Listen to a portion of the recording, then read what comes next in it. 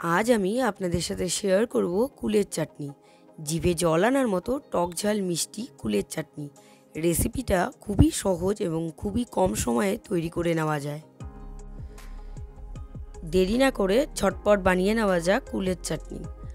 ভিডিওটি সম্পূর্ণ দেখুন ও চ্যানেলটি সাবস্ক্রাইব করে বেল আইকনটি প্রেস করুন, যাতে প্রতিটি ভিডিওর নোটিফিকেশন সবার প্রথমে আপনার কাছে যায়।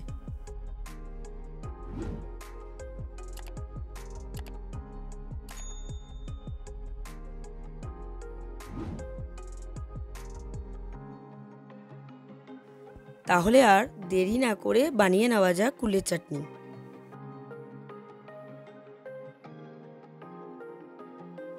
কুলের চাটনি বানাবো আমি সেই জন্য নিয়ে নিয়েছি কুল। আমি কড়াই বসিয়ে দিয়েছি, কড়াইতে দিয়ে দিয়েছি সর্ষের তেল। এবার দিয়ে দিব শুকনো লঙ্কা। আমি একটা শুকনো লঙ্কা দিয়ে দিলাম। এবার দিয়ে দিব সর্ষে। আপনারা চাইলে পাঁচফোড়ন দিয়েও করতে পারেন। আমি সর্ষে দিয়ে দিয়েছি। এবার দিয়ে দিলাম কুল।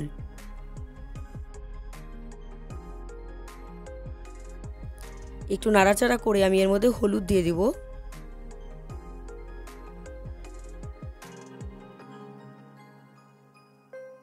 দিয়ে দিচ্ছি সামান্য পরিমাণ নুন।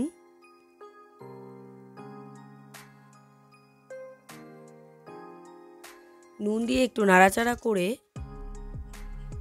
আমি দিয়ে দিব জল। একটু নাড়াচাড়া করব। আমি দিয়ে দিচ্ছি জল। চাটনিটা কতটা পরিমাণ পাতলা রাখবেন সেই আন্দাজে জলটা দিতে হবে। জলটা দিয়ে একটু নাড়াচাড়া করে আমি এর মধ্যে গুড় ব্যবহার করছি। আপনারা চাইলে চিনিও ব্যবহার করতে পারেন।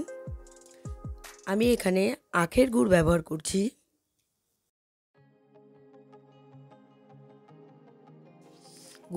গুড়টা একটু ভেঙে দিচ্ছি, যেহেতু একটু বড় সাইজের আছে।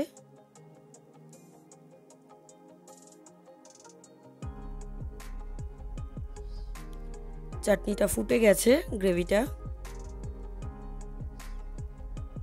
গুড়টাও গলে গেছে।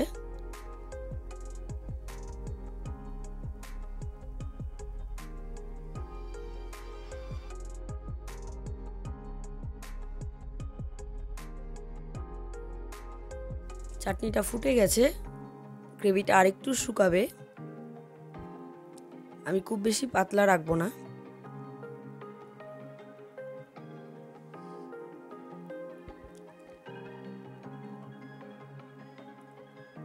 গ্রেভিটা অনেকটাই শুকিয়ে গেছে। আমি খুন্তির সাহায্যে একটু কুলগুলোকে ভেঙে দিচ্ছি। কিছু কুল দিয়ে দিলাম ভাজা মশলা। এখানে জিরে আর ধনে গুঁড়ো করে রাখা আছে শুকনো কলায় ভেজে। ভালো করে মিশিয়ে দিচ্ছি। ভাজা মশলা চাটনির মধ্যে দিলে খেতে কিন্তু খুবই টেস্টি হয়। আমি কিছু কুল ভেঙে দিয়েছি খুন্তির সাহায্যে। অনেকটাই গ্রেভি শুকিয়ে গেছে। এবার আমি নামিয়ে নেব। তৈরি হয়ে গেছে চাটনি। তৈরি হয়ে গেল কুলের চাটনি। রেসিপিটা খুবই সহজ, খুবই কম সময়ের মধ্যে ঝটপট তৈরি হয়ে যায় টক ঝাল মিষ্টি কুলের চাটনি। রেসিপিটা কেমন হয়েছে অবশ্যই আমাকে কমেন্ট করে জানাবেন। আর রেসিপিটা যদি আপনাদের ভালো লেগে থাকে তাহলে কিন্তু বাড়িতে একবার ট্রাই করে দেখবেন। আশা করছি আপনাদের ভালোই লাগবে। আর ভিডিওটা ভালো লাগলে like, comment, share and subscribe করতে ভুলবেন না। বাই।